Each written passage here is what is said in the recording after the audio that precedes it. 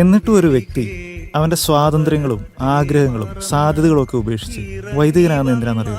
ഇല്ലേ? എന്തിനാ? പലർക്കും തോന്നും അത് ഭൂമിയിൽ സുഖമായിട്ട് ജീവിക്കാനുള്ള ഒരു മാർഗമാണെന്ന്.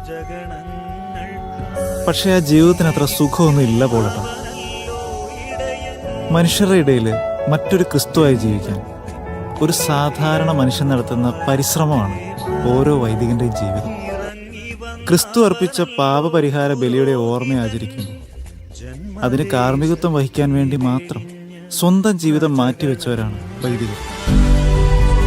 ക്രിസ്തുവിന്റെ മുമ്പിൽ അവരുടെ ജീവിതങ്ങൾക്ക് വലിയ വിലയുണ്ട്.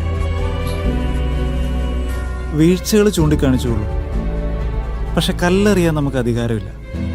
കാരണം ക്രിസ്തു അവർക്ക് വേണ്ടി ഒരുക്കി വെച്ചിരിക്കുന്ന നിയമപുസ്തകവും വിധിവാചകവും നമ്മൾ കണ്ടിട്ടില്ല.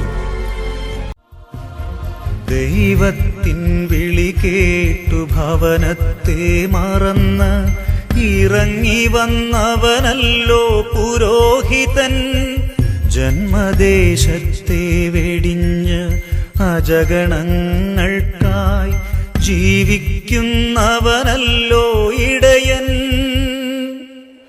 ദൈവത്തിൻ വിളി കേട്ടു ഭവനത്തെ മറന്ന് ഇറങ്ങി വന്നവനല്ലോ പുരോഹിതൻ.